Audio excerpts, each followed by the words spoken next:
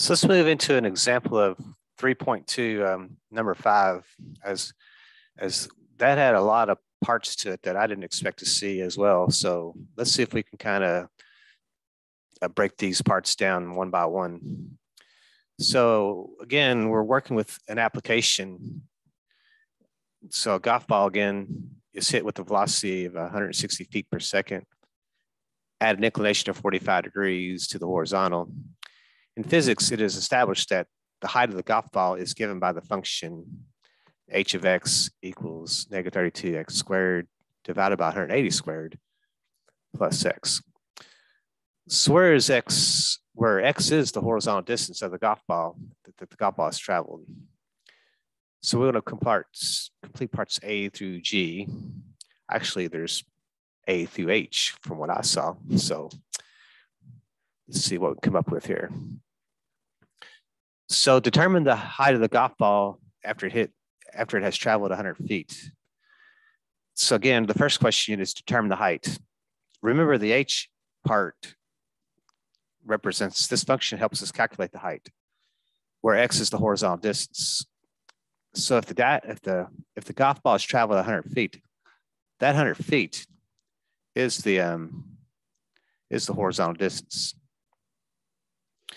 So to do this problem, really all it is substituting in 100 feet for x. So you have this negative 32 in parentheses, you have 100 squared. Then you're going to divide that by 180 squared, and then you're going to add x. So using my graphing calculator, we have, again, if you like to use that fraction button there, so if I hit alpha F1, choose number 1 there, that'll create that format if you like that. So negative 32 goes on the top, in parentheses, this 100, close parentheses, and then square that. Go down the bottom, you have 180 squared. And then if I come out, I got to add 100 to that. So if I hit enter, that gives me then this answer here. I don't know how many decimal places they wanted this rounded to, so I'm going to round this to 2 decimal places. So if I hit the math button, I can change it to a decimal using number 2. That's going to give me 90.123. So rounding to 2 decimal places, I believe that's how a lot of this is done. I'm going to get then 90.12 feet. So that was the height of the golf ball as it traveled 100 feet. So it's kind of its peak height, the way I'm understanding it. So question B, what is the height after it has traveled 300 feet? Well, actually, I take that back. That 100 feet just is how far it's gone. That's not the final distance. So take that back. So when the guy's gone 100 feet, it's actually still up in the air 90.12 feet. So that's not actually the final destination. So that's what I was misreading. So what is the height after it has traveled 300 feet? So as it's traveled 300 feet horizontally, we now want to see how high it is off the ground. So let's see if I get this thing to go again. So I have my negative 32, and I got to replace the 300 because that's the horizontal distance. And it's got to be squared, and I divide by 180 squared. Then I have to add this 300 into the problem. So I'm going to clear this off over here. And again, I'm just going to use that fraction button. So alpha, hit the y equals button. It does the little F1 format, which is a shortcut. So I got my fraction there. So negative 32 in parentheses, 300, close parentheses, squared, move down. I have 180 squared there. Come out, and we have plus 300. Hit enter. And then I need that to be as a decimal. So hit math, and number 2 will turn that to a decimal for me. Hit enter. So when the ball has traveled 300 feet horizontally, its height would be, so it's going to be 211.11 feet. So it would be the height at that spot. So since we rounded, a lot of times these little squiggle line, this little squiggle line means we are rounding the answer. So that's an approximation. C, what is h of 350? So again, 350 is the x value. So what we do is substitute the 350 in to our function, and it's going to find us our height. So again, I'm going to have this negative 32. I'm going to have this 350 squared over 180 squared plus this 350. So if I put that into the calculator,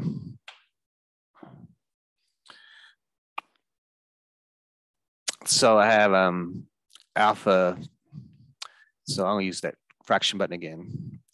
So negative 32 in parentheses, 350 close parenthesis squared. On the bottom, I have 180 squared. Come out of there, plus 350. Hit enter. And then to make it a decimal, hit math number 2, changes to the decimal. So what this means is when the horizontal feet was 350, the height was 229.01. So 229.01 feet. So if I'm interpreting this, the 350 is the horizontal distance. The 229.01 was the height that it's gone in the air. That's how high off the ground it is in that sense. So it'd be interpreting the value. How far was the ball hit? So in this one, notice that if we think about a golf ball traveling, notice that it starts here and it has to go up. And I want to know how far it's traveled. So I'm actually looking for the horizontal distance. Notice that the y value, though, is actually 0 because I'm back on the ground. So to do this problem here, what we did is we set the function equal to 0. So this negative 32 x squared. So if we have to set that equation. So I have this negative 32 x squared over 180 squared. And I have to add x. And this has to equal then 0. So that's kind of what we have going on here at this point. Okay. Now, to solve this, we really need to get rid of fractions. So what I can do is I can multiply both sides by this 180 squared. So when I multiply by 180 squared, I now have 32x squared plus then 180 squared x, and 0 times 180 squared is still going to be 0 over here on this side. So you multiply this side by 180 squared, it's still going to just be 0. So we probably need to go ahead and figure out what 180 squared is. So 180 squared is going to be 32,400. So what I have now is negative 32x squared plus 32,400x equals 0. Now remember, to factor something like this out, there is a greatest common factor. I don't know if negative 32 goes into that or not, but I'm going to just not worry about that this time. I'm just going to factor the x out.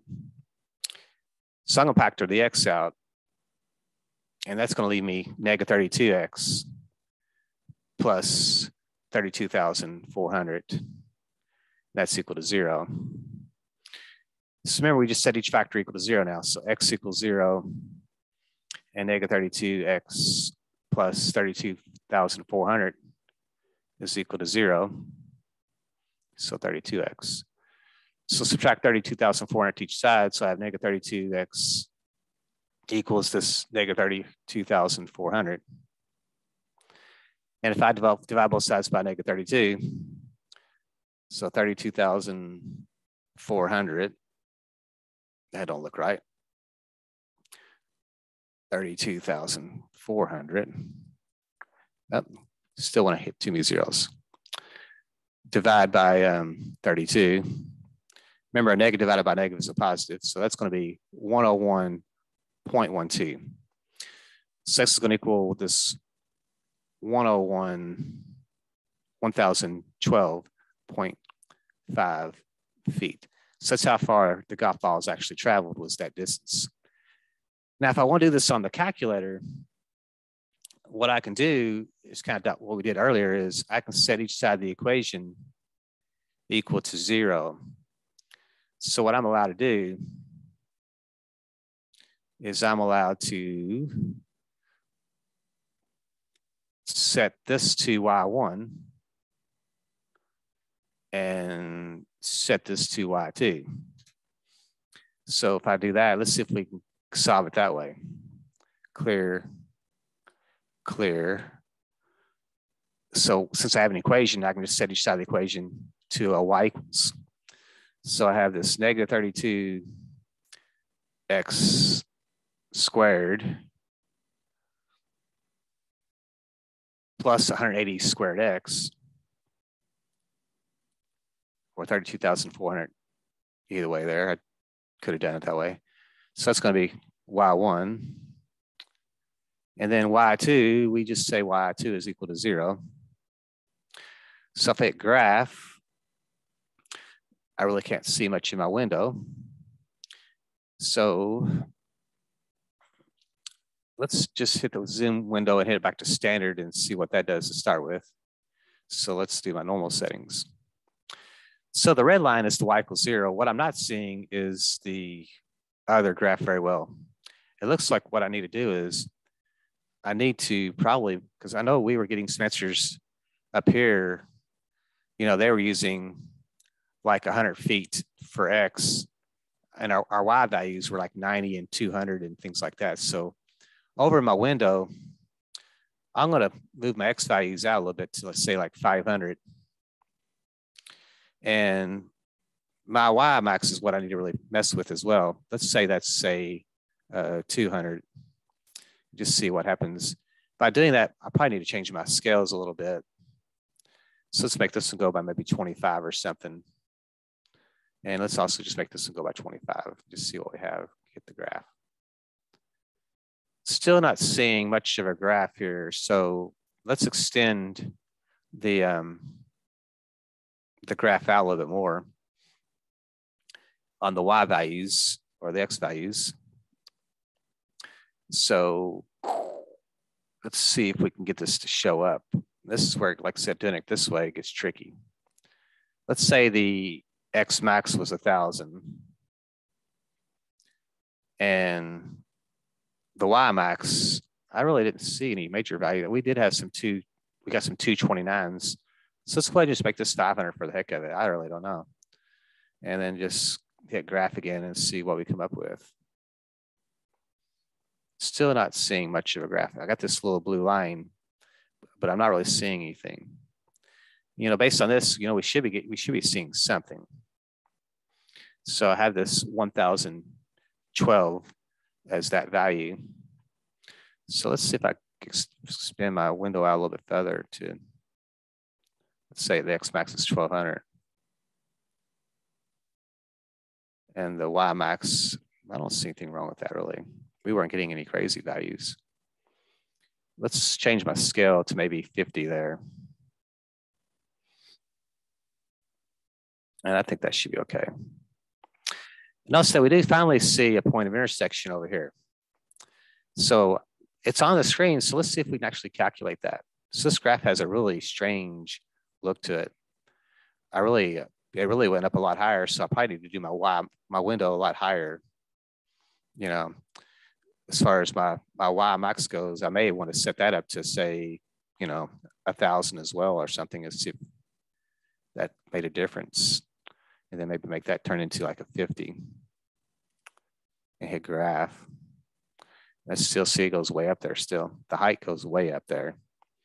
So let's just try, I don't know, let's go the X max to say 2,000. And then let's say that has to go by, we don't want that many tick marks. Let's maybe make those go by 100 or something. So hit graph. And we're still not seeing the graph. So it just really goes way off the chart there. So let's see, I do need to probably see if I can get it to find that point of intersection there on the corner.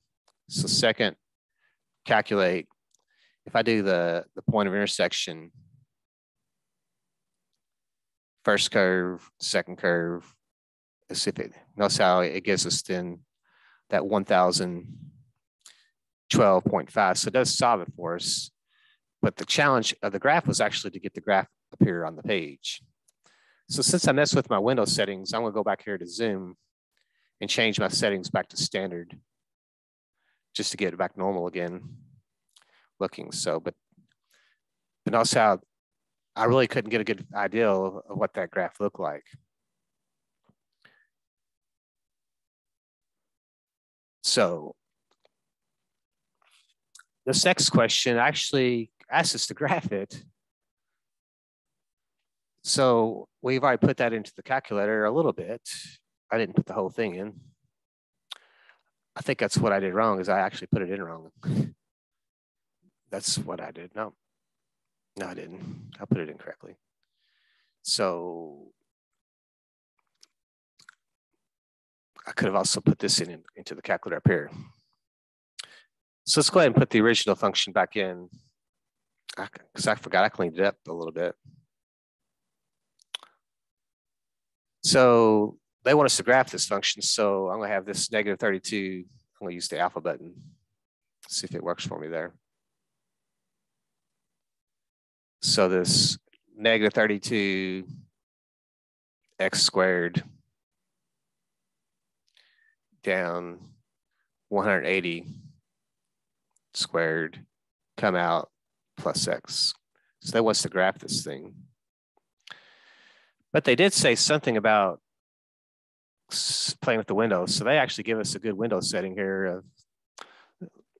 And so they say 0 to 1200, and then 0 to 260. They want the X scale to go by 100s and the Y scale to go by 20s. So let's do that. So the window, they're saying 0 for the X min. And the X max they say is 1200. And then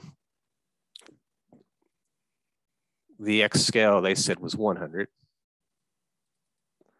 And then that 0 to 260 really means the Y min and the Y max. So the Y min is 0. And the Y max is 260. And the scale for the Y's they're saying is 20. So then if I graph that, it does give me a more of an understanding of what that line looked like. So I probably should have just left it in its original form. I think that messed with it a little bit. But also if I did graph Y equals 0 here as well, this is probably going to be a better graph. Notice how the red line is the Y equals 0. And if I do the point of intersection, hit second trace, and choose number 5 for intersect. Notice how this shows the height of the ball traveling through the air. And then over here where my cursor is blinking, that's when it's back on the ground. So the ball has actually traveled a horizontal distance of 1,012.5 feet. So I don't know exactly what the maximum height was, but we kind of saw that they were using around 260. So that kind of helps out there. So that's how they're doing that that E is using the graphing utility in that fashion. So using the graphing utility to determine the distance that the ball has traveled when the height of the ball is 100 feet. So what they're saying now is h of x, the y value, in other words, is 100. So from an equation point of view, what we're having is this negative 32x squared. Try that again.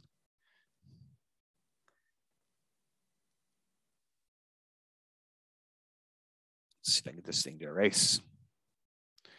Doesn't like my pen doing that. All right. So I have this negative 32x squared plus 180 squared plus x. What they want you to do is set this equal to 100 this time instead of 0 feet, because they're wanting to know when the ball is traveling 100 feet, how high off the ground is the ball. So using the graphing utility, we have our y equals button again. I've got the first one in there already. I need to change this 0 to actually a 100. So if I graph this now, so you kind of see the blue graph is the traveling of the ball. The red line is when it hits the 100-foot mark. So notice how it hits the 100-foot mark on the way up. It also hits the 100-foot mark on the way down. So there's actually two values where the answer is 100 feet. So using the calculate button, we're going to find the intersection. So that's number 5.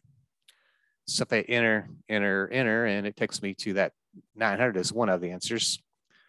So the ball has traveled 900 feet at that spot. So if I hit calculate again, hit intersection. Notice how I really want to be over here on this other side a little bit. So I want to go over here where I'm closer to this point of intersection. So if I enter, notice how it takes me to that point of intersection. So 112.5 feet. So there's two answers there. When the ball is traveling 125 feet horizontally, it's 900 feet off the ground. I'm sorry, it's 100 feet off the ground. And when it's traveled 900 feet horizontally, it's also 100 feet off the ground. So that's how that answer kind of works there. G says now create a table. The table start is going to be 0, and the changing table is going to be 25. So we will no longer need the y equals 100. So if we want to clear that one off, we still need the first one because that's what we're wanting to make a table of. So remember, table set is above window. So if it's second window, that gives me my table set. So that's going to be 0. We're okay there, but we need a 25 for our change in the table.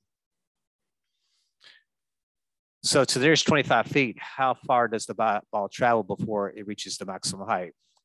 What is the maximum height? So we want to go use the table this time. And what I probably need to do is I probably need to change my function back to where it's not in that mode there. So I don't like those fractions. I can't interpret them. So let's do not put this in here using the N over D button. So let's just put in negative 32x, oops.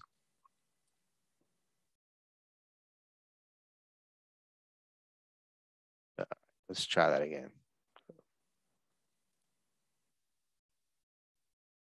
All right, let's just clear that off. It doesn't like that at all.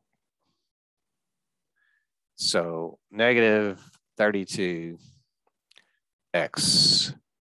squared divided by 180 squared. And then if I add x to that, now if I hit second graph, that'll do the table. That's better. Decimals a little bit more appealing here in this one. So what we're looking for is a maximum height. So as I travel down through here using my directional pad, So when the ball's traveled 25 feet, it's 24 feet off the ground. At 150 feet, the ball's 127 feet off the ground. So it's still going up. Looks like it's turned back around there. So 248, 251, 252, 250, 253 seems like the maximum height at this point. So based on this, the ball has traveled, how far does the ball travel? Well, the ball would have traveled 500 feet. Oops. Get that off there. So the ball would have traveled 500 feet. And then the maximum height would have been that 253.09. So that would be the maximum height based on that. So that would be G. Question H says, adjust the table again until you determine the distance within 1 foot that the ball travels before it reaches maximum height. And they suggest, starting a little bit before this 500.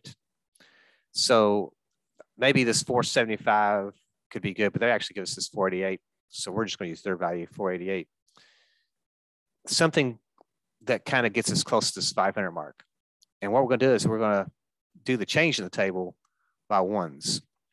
So I don't know where they got the 488 at, but 475 would have been fine as well, something below there. So if I go to second table set, 488, change in the table would be 1 this time.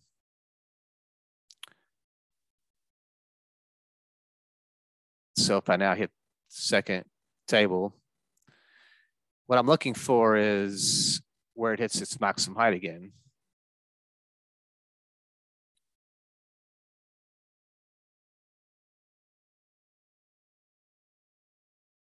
Looks like it's still going up. Still going up. Looks like we're getting right. That's looks like right there. 510 feet is when it hit its maximum height. So what are they asking for? Until you determine within 1 foot that the ball travels before it reaches the maximum height. So it looks like they're wanting before you hit maximum height. So before you hit maximum height would be, looks like 509. And then, I'm sorry, 509, it would be at its maximum height. So 508 would be right before it hits the maximum height of, 509 is when it hits its maximum height of the 253.12. So the 508 looks like that's what they're looking for, is because they're looking for right before that. So this one, I'm seeing this 508 feet. And they said that it should be 506. So I don't know where they're getting that at. That one's a little weird. Scroll through the table until your Y1 is the largest found. The corresponding value should be this 506. But I'm not picking up on that. So I'm seeing the 508 as my number. So anyway, you can kind of see that nothing's perfect on this, but maybe that'll get you a little bit closer to understanding how to do this question number 5. So take care. I know that was a long process, but some problems are that way, but there's a lot of learning to be had on the calculator doing that problem though. So take care.